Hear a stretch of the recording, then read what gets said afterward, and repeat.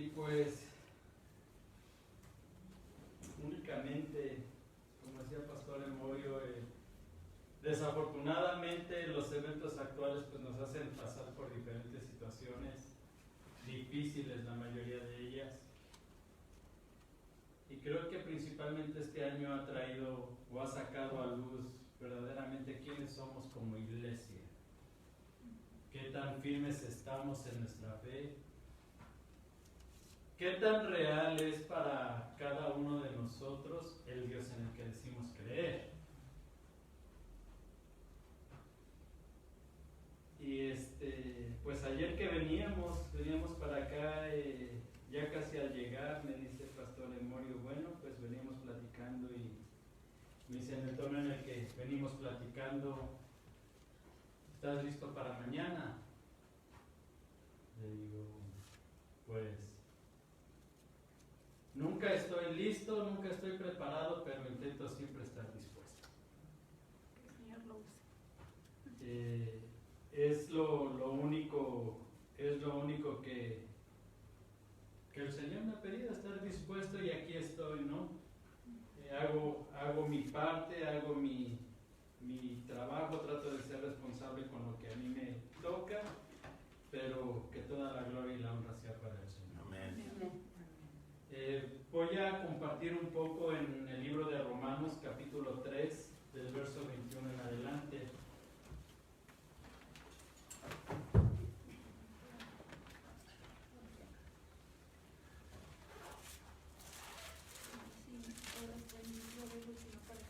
Y a la verdad de las cosas es un libro que todos como cristianos ya deberíamos de haber leído por lo menos una vez en nuestra vida. Por lo menos una vez, digo. Y si lo has hecho, te vas a dar cuenta que no tan solo tu manera de pensar y de creer va a suscitar un cambio, sino tu manera de vivir cristianamente también se va a ver afectada en diferentes aspectos de tu vida cotidiana.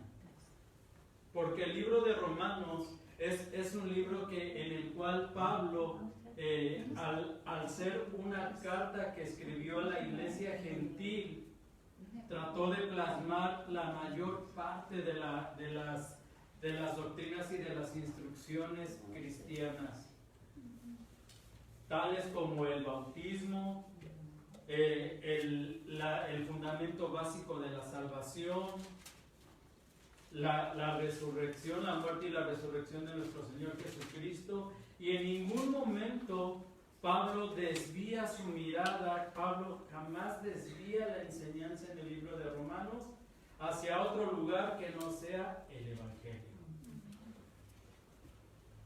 De tal manera, me regreso un poquito, si tú has leído el libro de Romanos, te vas a dar cuenta que cada paso que das, cada decisión que tomas, cada situación por la que tu vida en ese momento pasa, la pasas por la luz del Evangelio, te vas a dar cuenta que siempre vas a tener una llave lista para salir de ella. Digo esto porque por todas las circunstancias que estamos pasando, repito, la iglesia nos hemos visto afectados. Y lo podemos ver, ustedes se conocen y saben cuántos hermanos faltan en las sillas, pero no nada más es aquí. Es una situación que se ha venido dando a nivel mundial. Pero y aparte de las iglesias, también el caminar del cristiano en la calle se ha visto afectado. Porque muchas veces, por desconocimiento, por falta de fundamento, por falta de cimientos en nuestra vida, por una estructura quebrantada en nuestra manera de pensar y de creer en Dios, ante las circunstancias, nuestra vida también comienza ¿a qué?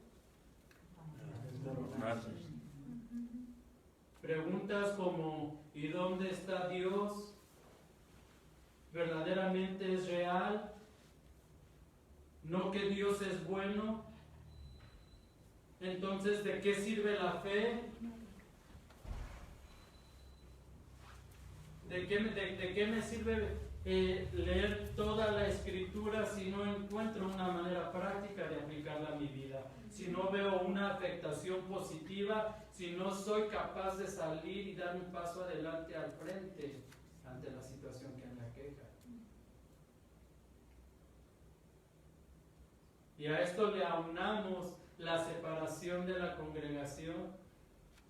El autor a los Hebreos nos enseña y nos instruye: no pares de congregarte. No tan solo por el calorcito que se enciende cuando estamos todos reunidos. Nosotros como cristianos somos como las brasas de una hoguera. ¿Qué le pasa a un carbón si se rueda y cae lejos de la hoguera? Se apaga. Se apaga, y no tan solo se apaga, sino que el calor que él solito emana no es suficiente para calentar una tacita de café. Pero no tan solo se apaga y se consume en vano, sino que se consume de una manera más rápida. Mas sin en cambio, cuando están toda la bolita de carbones en la hoguera, tardan más para consumirse, para quemarse. El fuego es más intenso, de manera que es usable de una manera práctica. Y así somos nosotros. Cuando actuamos fuera de la congregación, nos cansamos más rápido, nos agotamos, nos desgastamos, comenzamos a dudar. Pero sin embargo, cuando actuamos como iglesia, cuando permanecemos dentro de la congregación, ante una duda siempre tenemos al lado un hermano que nos dice: hey, ¿sabes qué? Sí, pero tienes un Señor que te protege. Amén. Sí, pero tienes la guía de la Escritura que te saca adelante. Sí, estás siendo atacado, pero no vas a ser realidad exactamente. Entonces, bajo esta lámpara, no dejes de venir a la iglesia. No pares de invitar a tu familia, a tus vecinos. Visítalos. Decía Pastor Emorio, no con miedo, pero sí con precaución. Visítalos. A lo mejor no vas a poder entrar a la casa de algunos, pero eso no quita que si tienes una charolita de fruta, ¿sabes qué? Traje esto para compartir contigo. ¿Cómo estás? Dios te bendiga, nos vemos. Hazle saber a una persona que estás pensando en ella, que estás orando por ella, que aunque está ausente de tu congregación, está presente en el corazón de la congregación. ¿Amén? Amén. En el capítulo 3 de Romanos, desde el capítulo 2 hasta el verso 20 del capítulo 3, Pablo hace una diferencia entre el judío y el gentil. En esta carta a la iglesia de Roma, Pablo les dice: el pueblo judío tenía por ventaja el conocimiento de la ley, pero hacían las cosas bajo la luz de la ley y los resultados se los atribuían a Dios, buenos o malos. Y debemos recordar que nuestra actuación bajo o la actuación del judío en aquellos tiempos bajo la luz de la ley dependía de una cosa. Era lo único malo que tenía la ley en aquel tiempo, que dependía completamente de nosotros.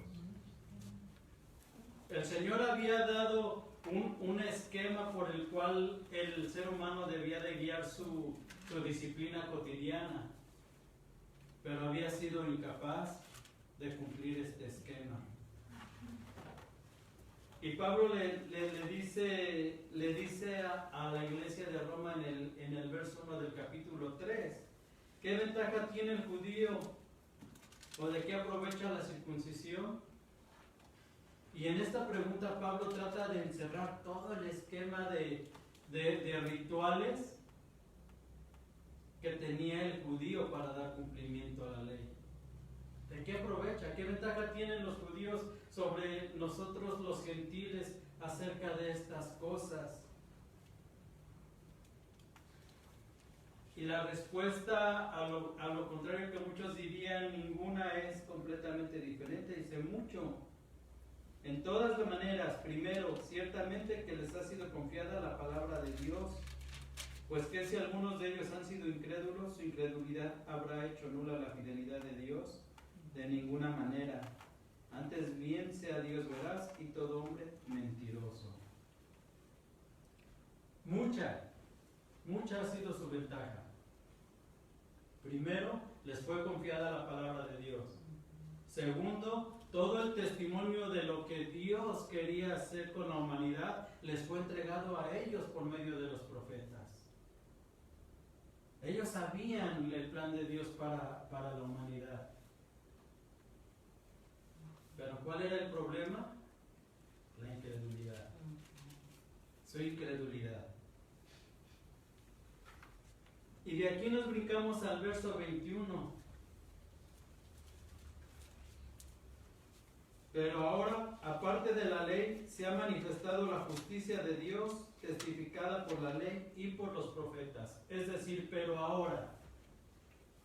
Y si te das cuenta, esta frasecita, pero ahora, debe ser bien importante para nosotros, porque nos pone en un tiempo y en un lugar actual. Es decir, aunque estos textos fueron escritos hace miles de años, al leerlo debe impresionar tu mente de que es un hecho actual, pero ahora, en este momento, todo lo que estás haciendo, todo lo que estabas haciendo hace un instante queda atrás para darle preeminencia y para darle prioridad a la palabra del Señor.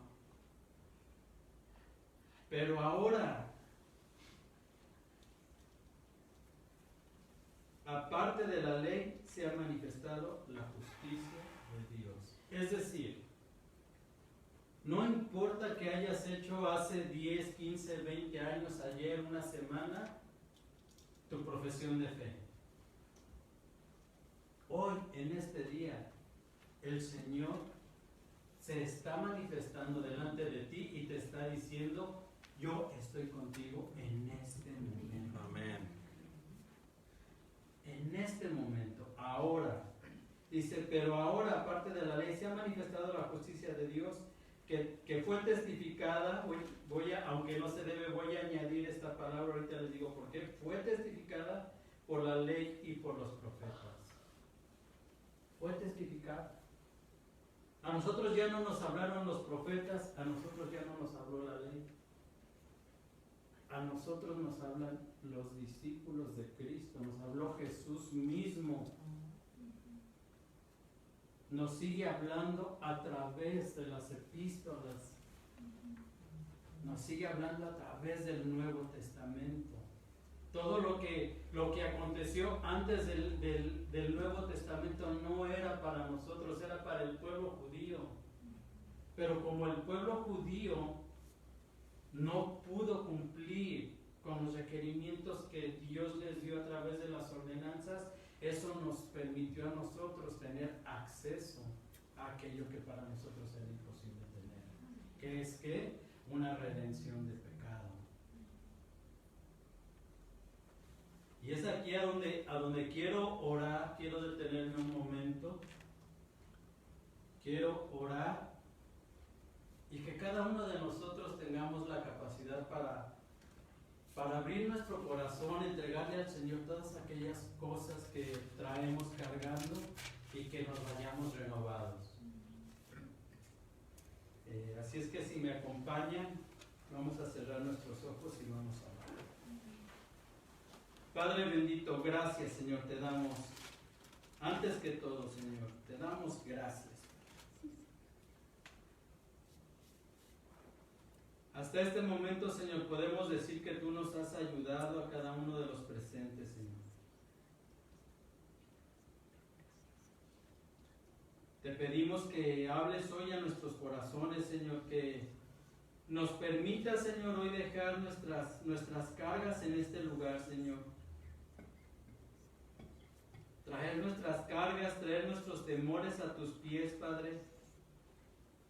Que tú termines de quitar las ataduras que nos impiden caminar en libertad. Que limpies nuestro corazón de toda duda, Señor. Que pongas la fortaleza de Cristo en nuestras vidas, Señor, para caminar adelante y que la gente que nos rodea pueda ver que tú eres fiel, que tú eres real, que tú eres suficiente para cambiar la situación del mundo. Padre, te pido por mí, Señor, que limpies mi corazón, mi mente, Señor, y que sea tu Espíritu hablando a tu congregación, Padre. Gracias por lo que ya hiciste por nosotros, Señor. Como dijeron tus discípulos, aumenta nuestra fe, Señor, y ayúdanos, Señor, a cultivarla, Padre, a practicarla, a enseñarla, Señor, en medio de un mundo que cada día se está alejando más de ti. Ayúdanos a ser aquellos que doblamos rodilla por los que no creen en ti, Señor. Que te pedimos perdón por aquellos que se han perdido, que se han extraviado, por aquellos que te ofenden, Padre, sin saber que están marcando su destino, Padre.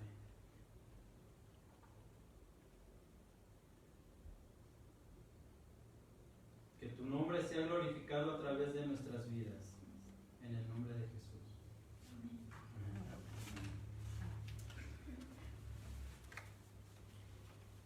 Repito, a nosotros hoy Dios nos sigue hablando a través del Nuevo Testamento. Nos sigue hablando a través del hecho que Jesús consumó en la cruz.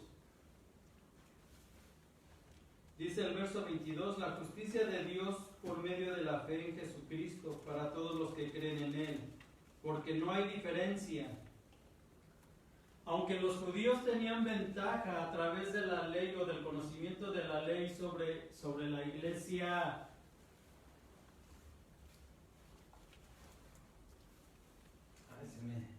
se me escapó la palabra.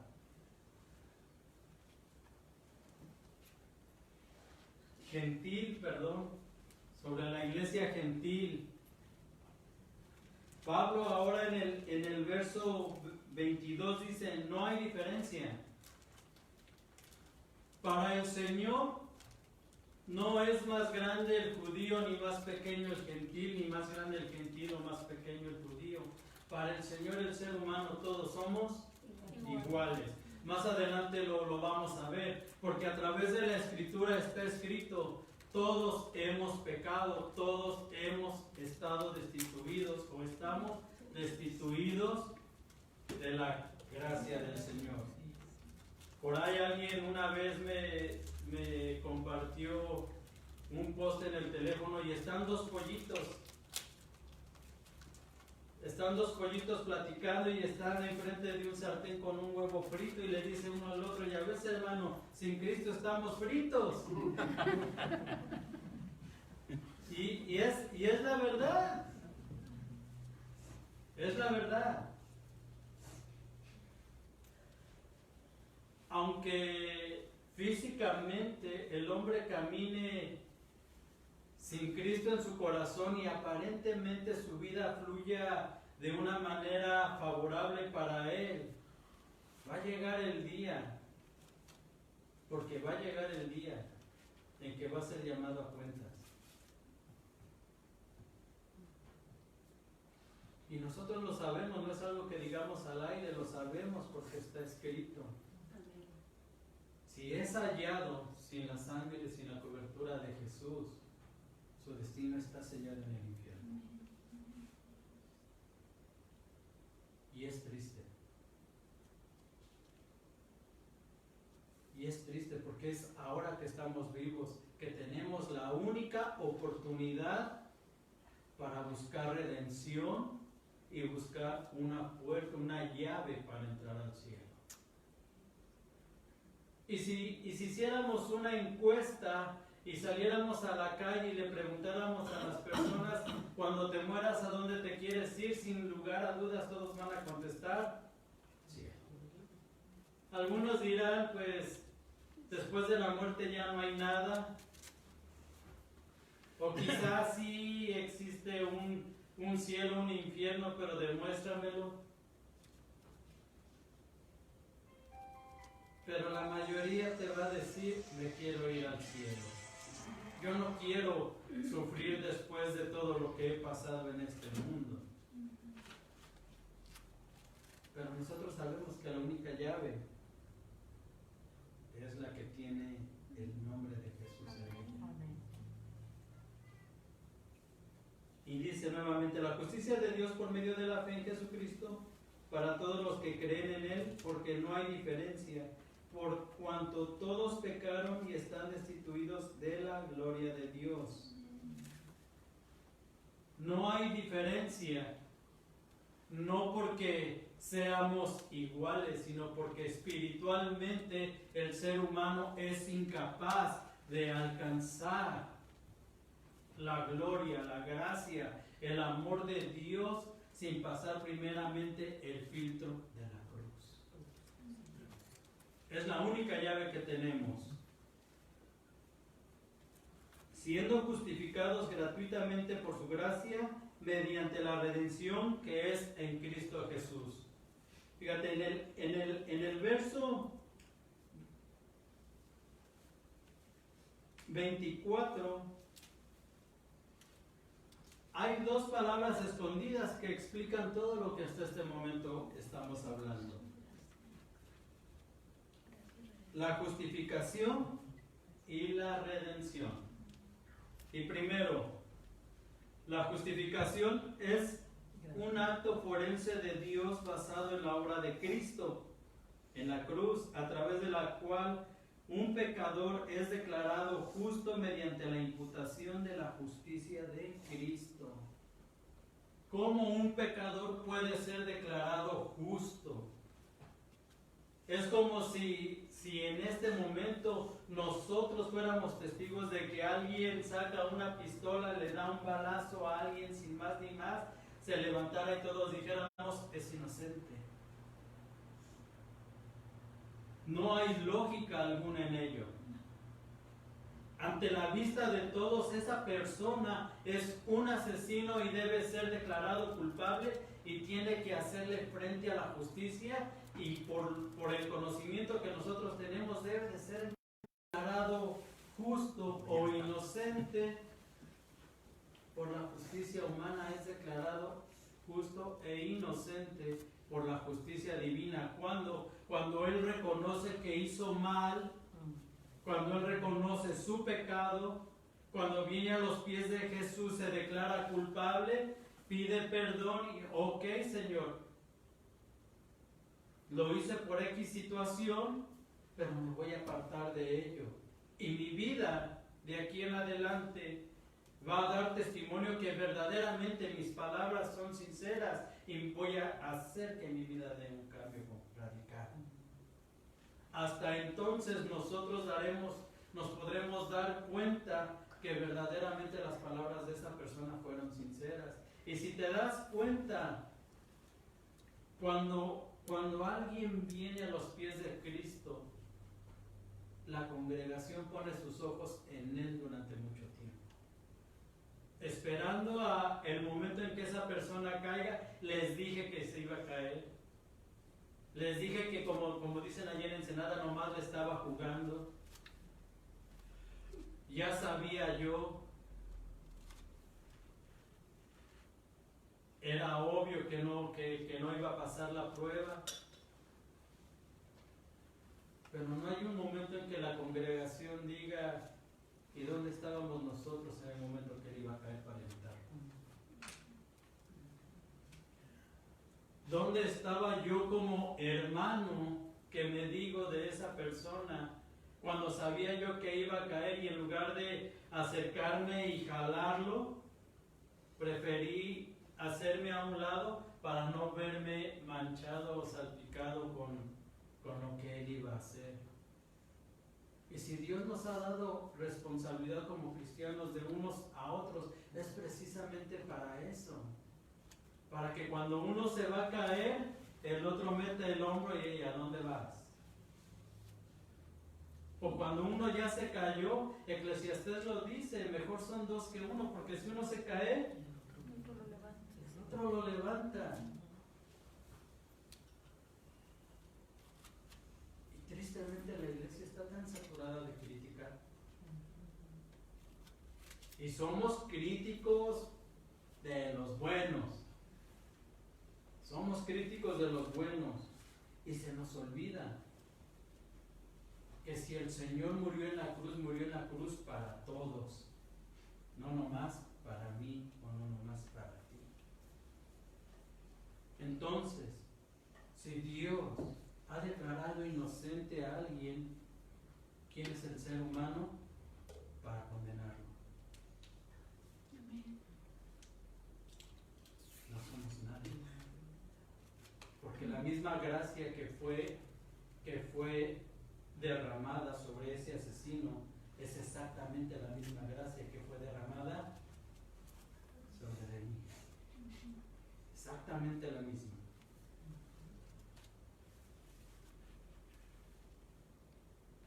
Si somos justificados gratuitamente por su gracia mediante la redención, y es la segunda palabra. La redención es pagar un precio. Pagar un precio para asegurar la liberación de algo o alguien.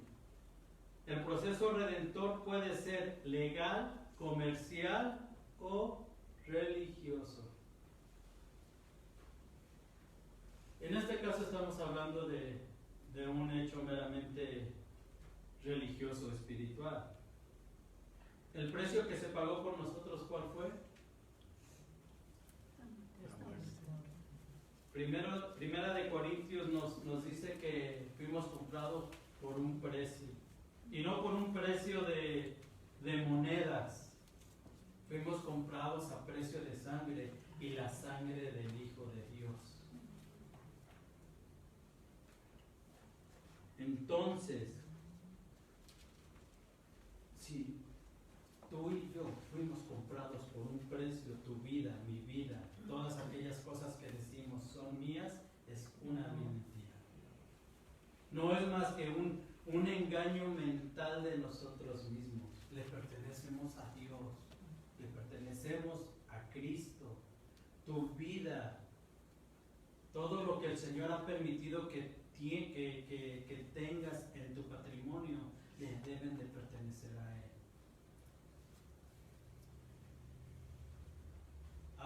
Hace años el Señor me dio una lección bastante fuerte. Estábamos trabajando en una misión de rehabilitación para alcohol y drogas. Y me pidieron que si podía yo ir a recoger prácticamente a un muchacho. Estaba muy mal. No tenía ni que moverme y le pedí su unidad a un pastor, su carro a un pastor de allá donde estábamos. Y me dice, pues mira, mi carro está en el taller, pero allá está al fondo un carro que me acaban de entregar de la agencia, un carro nuevo, llévate ese carro. Dije, ok. Y pues conociendo las condiciones en las que pues personas que fuimos adictas nos encontrábamos en determinado momento, me di a la tarea de ir a la tienda, comprar unas bolsas para basura y comenzar a proteger los asientos, que no sé cómo lo vaya a encontrar y no quiero que suceda un accidente, y más siendo un carro nuevo. Y sale el pastor y me dice, ¿qué estás haciendo? le digo, pues estoy poniendo nada más unos plásticos, padre. Le digo, la verdad no sé cómo vaya yo a encontrar a esta persona y no quiero que vaya a suceder un accidente en su carro. Arrancó los plásticos y me dice, no, dice, te falta aprender mucho. Este carro el Señor me lo dio para su servicio. Y tienes que entender, dice, tienes que aprender que si vas a trabajar para el Señor, debes aprenderle a darle a la congregación lo mejor que el Señor pone en tus manos. De tal manera que si esa persona necesita ahorita al Señor, el Señor está dispuesto a darle lo mejor con tal de atraerlo hacia Él.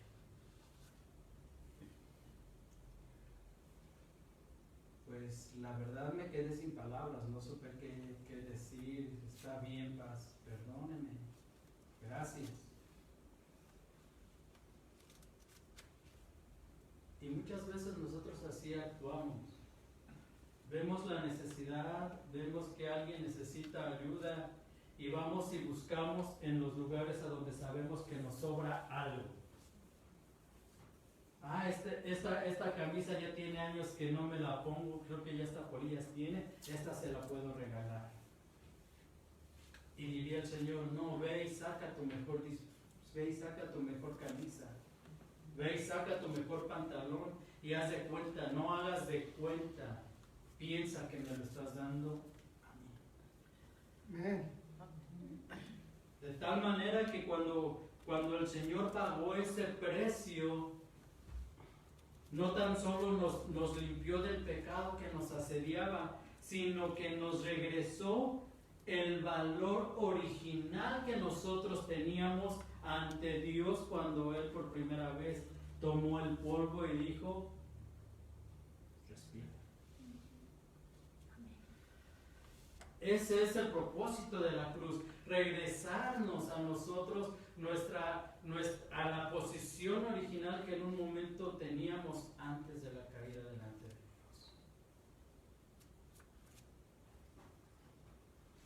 Dice el verso 25, a quien Dios puso, 24 lo voy a leer nuevamente, siendo justificados gratuitamente por su gracia, mediante la redención, es decir, el precio que pagó Cristo en la cruz por nosotros, a quien Dios puso como propiciación por medio de la fe en su sangre para manifestar su justicia, a causa de haber pasado por alto en su paciencia los pecados pasados.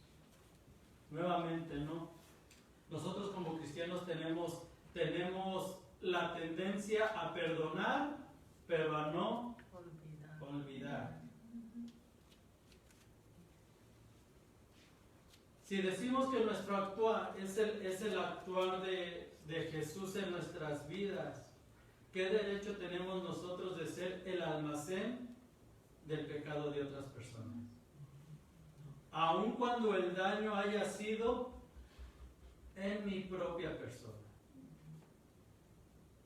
De tal manera que si tú le has dicho a alguien, te perdono, debes de estar y debes de ponerte en la posición y en la disposición de pasar nuevamente por el mismo lugar en el que esa persona una vez te hizo daño, aún sabiendo que corres el riesgo de que te vuelvan a hacer lo mismo.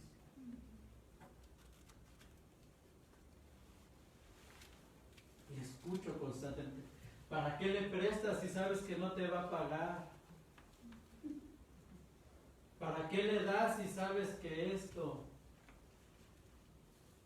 Ay, es que el hermanito, no hagas esto por él porque siempre es lo mismo con él.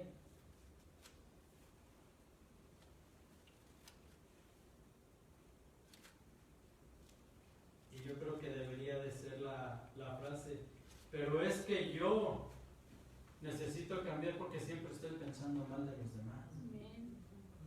Pero es que yo necesito un cambio de actitud, yo necesito un cambio de mente, necesito una transformación en el corazón. Necesito aprender más a ser como tú. Veníamos platicando ayer, Pastor Emorio, y yo le decía, necesitamos la iglesia menguar para que Cristo reine en nosotros.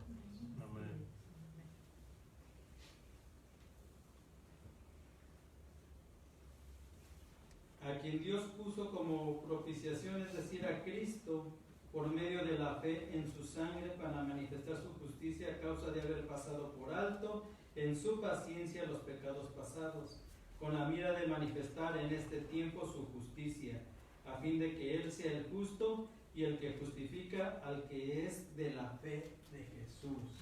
Ante todo, Pablo se encarga de decir, no hay un hombre justo, pero Jesús es el único justo, es el único a través del cual el hombre puede encontrar una puerta de perdón, de redención y de encontrar el valor original que tenía delante de Dios. Ahora, esta palabra propiciación es la misma palabra que nos explica el actuar del sacerdote al entrar al lugar santísimo una vez al año con la sangre del corderito y rociar 7 veces el propiciatorio, que es la tapa del arca de la alianza, el arca del pacto, que simboliza el trono en el cual el Señor está sentado.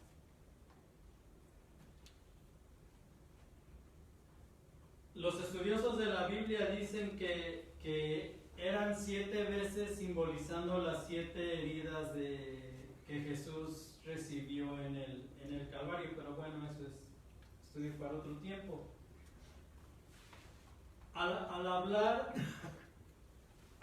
de propiciación, nos está hablando Pablo de la sangre derramada en la tierra al Cristo ser crucificado. Ya no va a ser necesario que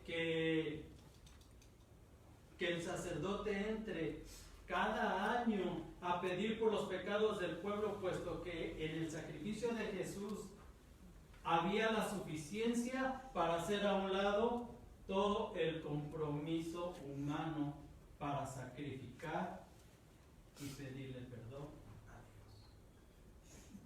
Y por eso, aunque suena un poco enredado, es necesario decirle al Señor gracias.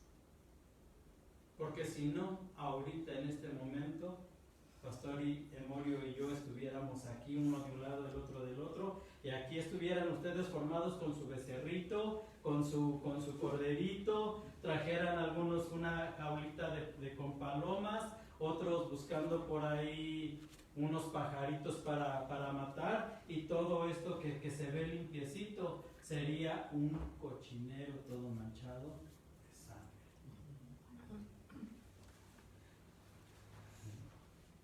27. ¿Dónde pues está la jactancia? Queda excluida ¿por cuál ley? ¿Por la de las obras? No, sino por la ley de la fe. Y aquí Pablo cambia un poco la manera en que está escribiendo.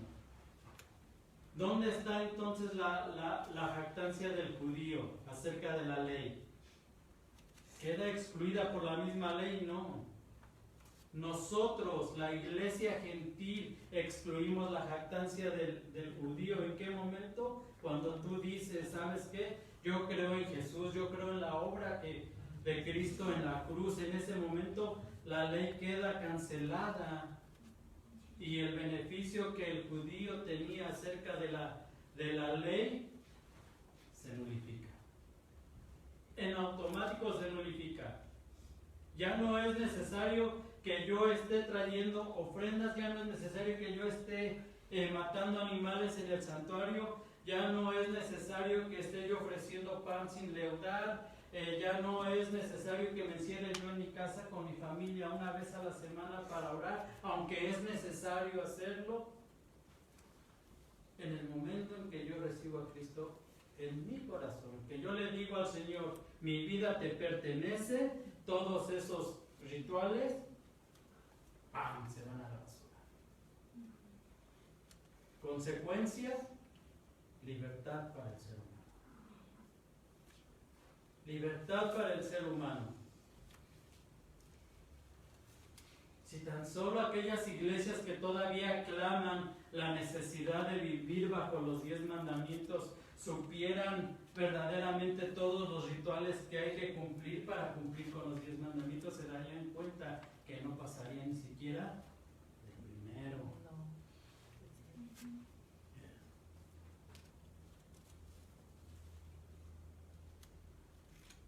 Amarás a Dios sobre todas las cosas, con toda tu mente, con todas tus fuerzas y con todo tu corazón. ¿Cuántos lo hacemos?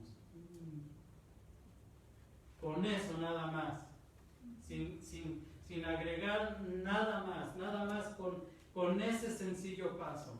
¿Amas a Dios con todas tus fuerzas? ¿O amas más a este Dios? Cuando el Señor dice no te harás imagen, no tan solo habla en sentido literal de que no harás ídolos, no te harás imagen. ¿Y a cuántos nos gusta estar debajo de la lámpara del foco? Mírenme a mí. No te harás imagen. Y podemos seguir paso a paso y nos daríamos cuenta que en todos fallamos. Concluimos pues, 28, que el hombre es justificado por fe sin las obras de la ley. Ahora, ¿qué es la fe? Hebreos 11 nos dice que la fe es ¿qué? Creer en lo que no se ve. La certeza y la convicción de lo que no se ve y de lo que esperamos. Esa es la parte bonita. Decía mi pastor, la frase dominguera, ¿no? Nos escuchamos bien bíblicos. Pero de una manera práctica, ¿qué es la fe? En el hebreo antiguo la palabra fe significa poner todo tu peso en algo. Es decir, yo me voy a recargar aquí, sin saber de qué está construido, pensando y confiando en que me va a soportar. Y lo hizo. Lo hizo, esa es mi fe. Yo sabía que me iba a soportar y lo hizo. La certeza. De tal manera que nuestra fe o nuestra creencia en Jesús trae la convicción a nuestra mente de que ese sacrificio en la cruz es suficiente para que cuando tú y yo estemos delante del juez, el juez diga, pasa y entra en el gozo de tu Señor. Amén. Sin que tú tengas que agregar algo más a él. Es obvio, decíamos hace un rato, el decirle al Señor, te entrego mi vida, trae una responsabilidad a ella. Pero eso ya es cuestión personal de cada uno de nosotros. Pero el que tú falles no implica que el Señor diga, bueno, como ya te caíste, como ya fallaste, ahora ya no eres salvo, ¿no? Si el Señor no te da algo para jugar contigo, si el Señor te hace una promesa y te dice, a través de mi Hijo tienes salvación, es porque a través de Cristo vas a hallar salvación. Esa es la convicción, esa es la certeza que tú y yo debemos de tener. Esa es la confianza que debemos sembrar en las personas que vienen atrás de nosotros.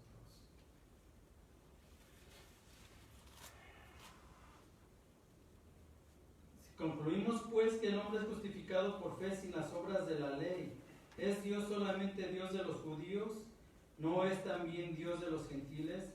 Ciertamente también de los gentiles, porque Dios es uno, y Él justificará por la fe a los de la circuncisión y por medio de la fe a los de la incircuncisión.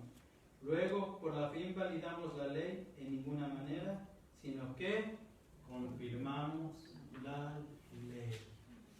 ¿Cuál era el propósito de la ley? Que el judío hallara salvación. A través de la ley, el judío podía mantener acallada su conciencia. Él tenía que estar haciendo rituales constantemente, sabiendo que iban a fallar constantemente. Nosotros ya no necesitamos acallar nuestra conciencia, porque nuestra conciencia ya la acalló Jesús en la cruz. Nos hace conscientes de que somos pecadores, de que fallamos, de que vamos a seguir fallando y de que en un futuro más lejano le fallaremos nuevamente. Pero que eso no cambia el corazón de Él hacia nosotros. Y esa ley invalida la ley de los judíos. El amor de Dios lo cambia todo. Amén. Amén. Vamos a orar.